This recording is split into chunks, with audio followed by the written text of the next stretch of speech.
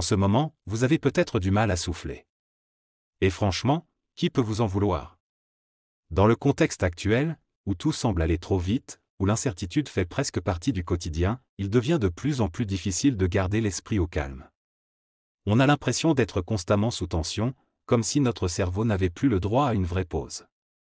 Résultat, fatigue mentale, stress qui s'accumule, et parfois même ce sentiment d'être à bout, sans vraiment savoir pourquoi, bref, ton cerveau est en surcharge. Et ce n'est pas juste une impression. De plus en plus de Français disent qu'ils sont anxieux, qu'ils dorment mal, qu'ils sont tendus. Résultat? La santé mentale en prend un coup. Mais bonne nouvelle, aujourd'hui, on a des solutions simples et nouvelles pour souffler un peu et retrouver un peu de paix dans ce monde bien trop rapide. Alors voilà 5 approches efficaces, que tu peux tester facilement. C'est parti. Numéro 1. La cohérence cardiaque. D'abord, on commence par quelque chose de très simple, respirer autrement. La cohérence cardiaque, tu connais peut-être déjà. Mais maintenant, en 2025, c'est beaucoup plus interactif. Grâce à des applications comme Respire Relax ou Breathwork, tu peux suivre des animations visuelles qui t'aident à bien respirer, lentement, au bon rythme. Et si tu utilises une montre connectée, tu peux même voir ton rythme cardiaque se calmer en direct. C'est comme appuyer sur pause dans ta journée.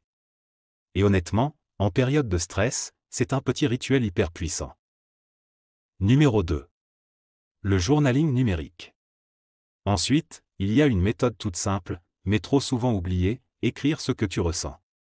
Pas besoin d'un gros journal intime. Aujourd'hui, tu as des applis comme Delio ou Stoic qui te permettent de noter ton humeur chaque jour, en 2 minutes. Tu peux ajouter des petits mots, décrire ce qui t'a pesé dans la journée. Et petit à petit, tu prends du recul. Tu comprends mieux tes émotions, et tu libères ton esprit. Un peu comme si tu faisais de la place dans ta tête. Numéro 3. La luminothérapie intelligente. Puis, il y a la lumière, un élément qu'on oublie souvent.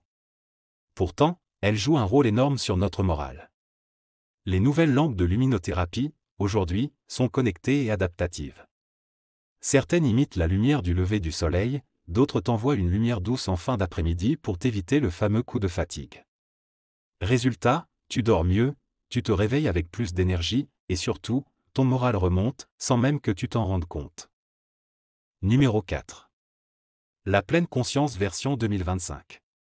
Continuons avec un outil que tu connais sûrement, la méditation. Mais attention, on ne parle pas de rester assis 30 minutes à ne rien faire.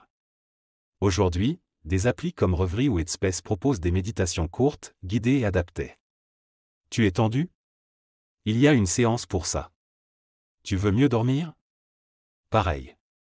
En 5 minutes, tu peux déjà sentir la différence. C'est discret, simple, et surtout, très efficace quand la tête commence à trop cogiter. Numéro 5. Les microdoses naturelles.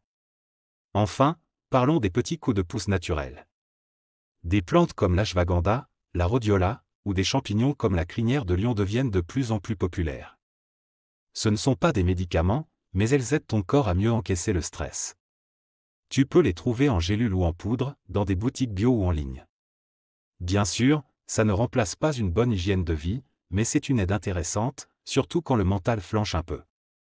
En résumé, tu ne peux pas contrôler ce qui se passe dehors.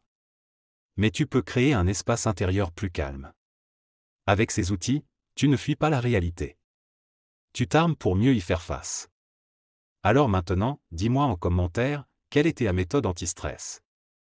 Est-ce que tu utilises déjà l'une de celles-là, ou tu fais quelque chose de différent? Et si cette vidéo t'a aidé, pense à t'abonner, et à commenter.